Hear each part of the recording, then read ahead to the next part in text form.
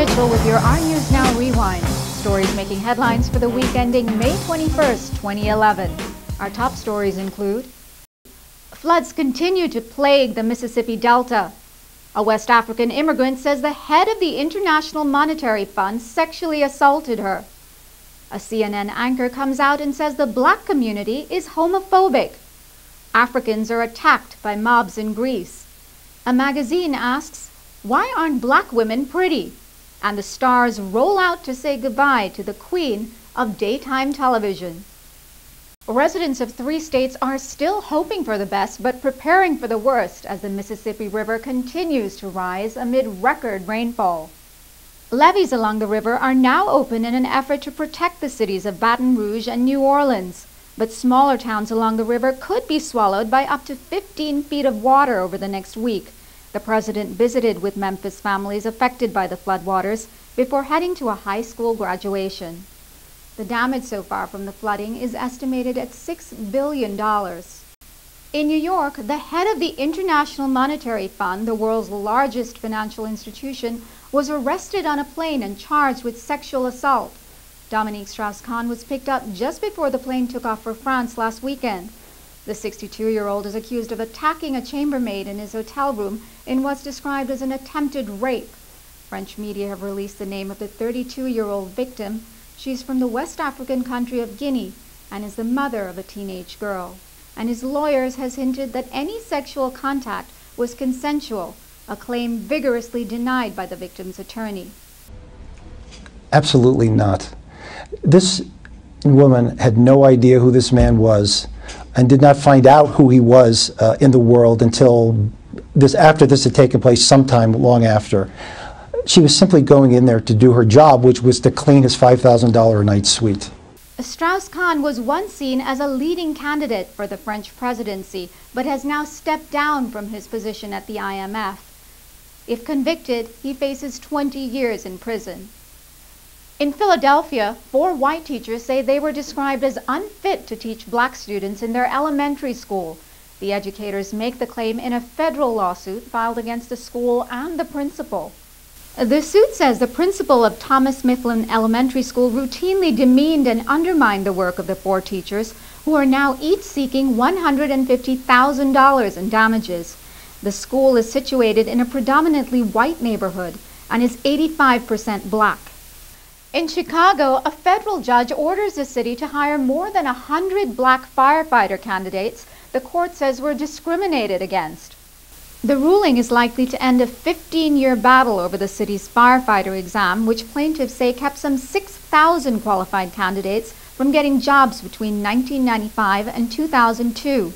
In addition to hiring the 115 black candidates, the city also has to shell out $30 million to applicants who were denied entry to Chicago's fire department. A CNN anchor reveals that he is gay in a book about his life.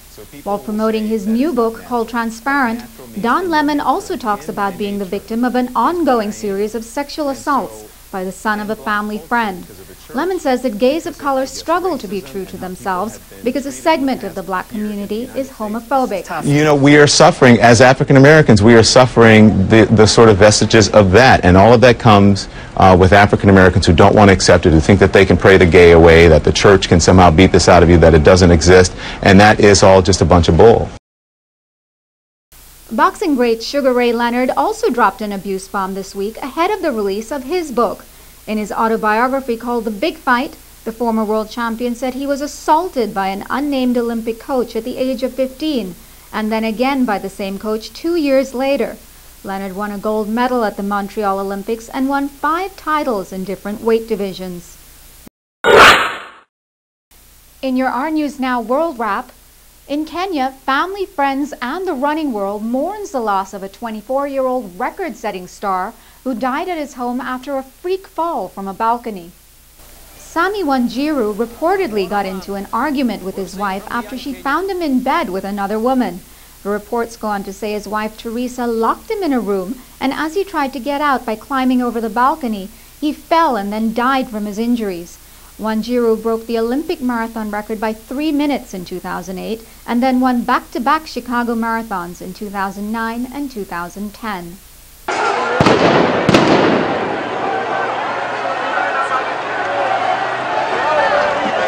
In Greece, angry mobs hunt and then beat Africans and other people of color in the streets of Athens over the course of 3 days. Greek authorities say the mob was made up of different ultranationalist groups. Greece's faltering economy and rising crime rate has triggered anti-immigrant sentiments in the European country. The riots started as a march that was protesting the killing of a Greek man during a mugging. Police in riot gear eventually broke up the mobs.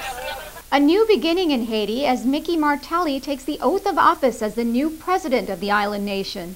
Martelly won the controversial election that started with more than 18 candidates. Yes, hand in hand, shoulder to shoulder. We're going to change Haiti. We're going to rebuild this country. We're going to reshape its face, make it strong. My presidency is your presidency, and I will work for you. Haiti is still recovering from a devastating earthquake that killed more than 300,000 people and still has more than 1 million homeless. The former singer and performer is also tasked with rebuilding the Haitian economy. The ceremony was the first democratic transfer of power in that country's troubled political history. And that's your World Wrap. In cultural news, it's a fevered response for a health magazine after it posts a controversial article that asks the inflammatory question, why are black women less attractive? Psychology Today posted the article by Dr. Satoshi Kanazawa titled, Why are African American women less physically attractive than other women? The response was so rapid and overwhelmingly negative, the article was pulled from the website by the afternoon of posting. The psychologist who teaches at the London School of Economics said that black people have more testosterone than other races and so possess more masculine features. The media don't portray us in a positive light. The newspaper don't portray us in a positive light. And for idiots like that psychologist from LSE to write something like that, it's kind of not cool. It really isn't. I'm upset that at this point, people are still doing stuff like that. Like, when are we going to get past skin color? Several groups are demanding a public apology from the magazine. In entertainment news, police are still looking for suspects in the death of rapper M-Bone, a member of the popular group Cali Swag. M-Bone, whose real name is Monte Talbert, was shot in the head twice as he sat in a car in Los Angeles. Friends of the entertainer have reportedly told police the rapper's involvement with a woman may be at the root of the shooting. M-Bone was apparently in a Twitter dispute with a man who objected to his relationship. The victim was driving the woman's car when he was killed. M-Bone was 22 years old. And finally, for 25 years she's ruled the airwaves of daytime TV, but the Oprah Winfrey Show taped for the last time to a star-studded send-off worthy of the Queen of Talk. The list was a who's who of celebrities and dignitaries, everyone from the Obamas to Maria Shriver, who's currently embroiled in a public separation from husband Arnold Schwarzenegger. It was revealed the former governor fathered a child with his housekeeper 14 years ago. Other guests included Michael Jordan, Tom Hanks, and Aretha Franklin, who sang Amazing Grace. Oprah, who's still the country's wealthiest black person, worth $2.7 billion, will now focus on movies and her Oprah Winfrey Network.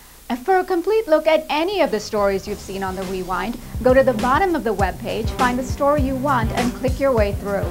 That's your Our News Now Rewind for this week. I'm Karina Mitchell.